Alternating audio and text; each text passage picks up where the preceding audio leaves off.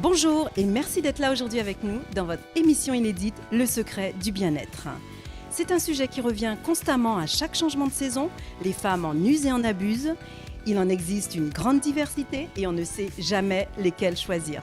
Les régimes. Qu'est-ce qu'un régime ? Devons-nous faire des régimes ? Si oui, lesquels ? Et quels sont les régimes à éviter ? Tout de suite, la réponse avec Christine de Reta, diététicienne.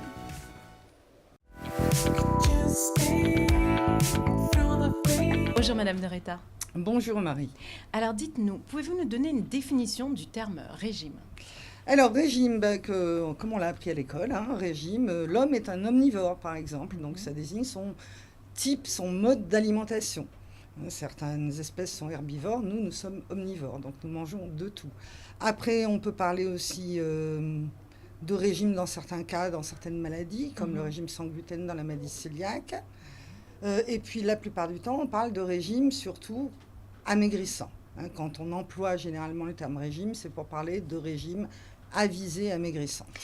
Justement, c'est ce dont nous allons parler aujourd'hui. Donc, nous allons parler des régimes amaigrissants, donc que la plupart des Français pratiquent aujourd'hui. Dans quel cas, justement, pouvons-nous entamer un régime amaigrissant, Madame Alors, je vais mettre de côté le mot régime, si vous permettez, Oui. parce que c'est un mot que je n'aime pas, D'accord. puisqu'il recouvre beaucoup trop de choses qui ne sont pas bonnes pour la santé. Donc, dans quel cas on peut envisager un amaigrissement ? C'est quand on est obèse, c'est-à-dire obésité morbide, pour un indice de masse corporelle supérieur à 40, une obésité sévère, une obésité modérée, voire un surpoids. Par contre, je déconseille formellement de faire un régime quand on a un indice de masse corporelle normal, ce qui est pourtant bien souvent le cas. Bien oui, vu les effets de mode, donc les gens qui veulent avoir la taille mannequin, qui veulent être beaux et belles, et Mais on qui peut souvent... être beau sans avoir la taille mannequin. Oui, avec Dieu les merci. effets. Voilà, donc aujourd'hui justement, il existe différents types de régimes, tels que le régime protéiné, le régime Duncan, il existe le régime dissocié ou aliment unique, le régime jeûne, le régime soupe aux choux, mais est-ce que ces régimes sont adaptés à tout le monde ? Alors, ces régimes, comme vous pouvez le constater, il y en a même un que vous venez de citer qui s'appelle le régime jeûne. C'est-à-dire qu'on mange rien, quoi.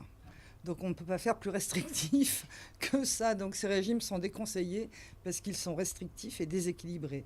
Et que donc, ils n'apprennent pas à manger à la personne qui va pratiquer un tel régime, que ça peut créer des carences, que c'est une bonne porte d'entrée pour les troubles du comportement alimentaire.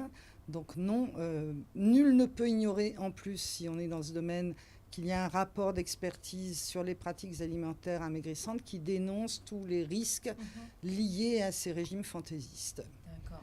Et donc, les risques, quels sont-ils justement ? Alors, les risques, moi, le principal que je vois en tout cas en pratique courante, c'est les risques de troubles du comportement alimentaire. Parce que le régime trop restrictif n'est pas tenable. Donc, je vois parfois des personnes qui ont fait 7-8 régimes et qui, au bout du 8e, pensent qu'elles sont complètement nulles, alors que c'est la méthode qui n'est pas bonne.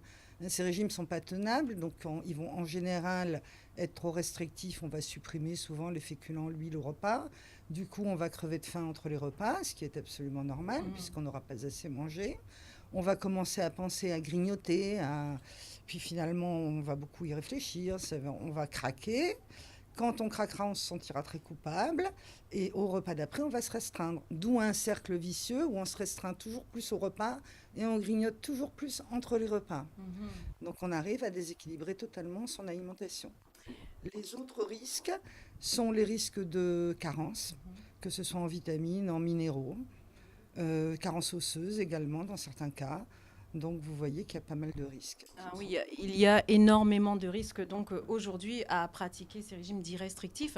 Justement, que faut-il faire aujourd'hui pour avoir une bonne alimentation ? Alors je crois que premièrement, il faut accepter de maigrir lentement. En général, on n'a pas grossi en un jour, donc on ne maigrira pas en un jour. Et le régime qu'on veut faire très déséquilibré va vous faire perdre beaucoup de muscles et finalement, quand vous regrossirez, vous reprendrez de la graisse. Donc premièrement, je dirais accepter de maigrir lentement. Deuxièmement, accepter d'apprendre à manger. Manger, ça s'apprend. Comme on a appris à conduire, à lire, à écrire, apprendre à manger, l'intérêt, c'est que vous n'aurez plus besoin de faire de régime, puisque vous saurez à la fois faire des choix d'aliments, avoir des menus équilibrés, prendre la bonne portion. Donc, c'est ces différents aspects. Là, il s'agit plus de rééducation. Donc, en fait, il s'agit de rééquilibrer tout simplement son alimentation. Tout Donc, simplement, je ne sais pas, mais effectivement, rééquilibrer l'alimentation. Si vous aviez un conseil, un conseil suprême, on va dire, à nous donner aujourd'hui. Pour ne pas avoir à maigrir, alors le plus simple, c'est déjà d'éviter de grossir. Donc je pense qu'il faut réagir très vite devant une prise de poids et il faut réagir en s'adressant à un professionnel de la diététique, pas avec des régimes fantaisistes qui risquent de troubler encore plus les choses. Très bien, bien. Merci beaucoup Madame De Reta pour tous ces conseils. Merci à vous. Je vous en prie. Voilà, cette émission est terminée. Merci de nous avoir suivis. Merci également à l'Auberge de la Vieille Tour de nous avoir accueillis dans ses locaux. Merci à la boutique Beauty Style Accessoires de Gosier pour les tenues. Je vous retrouve donc la semaine prochaine dans un nouveau numéro. Retrouvez-nous également sur www.lesecretsdubien-être-book.com, également sur la page Facebook et le YouTube Le Secret du Bien-être. À très bientôt.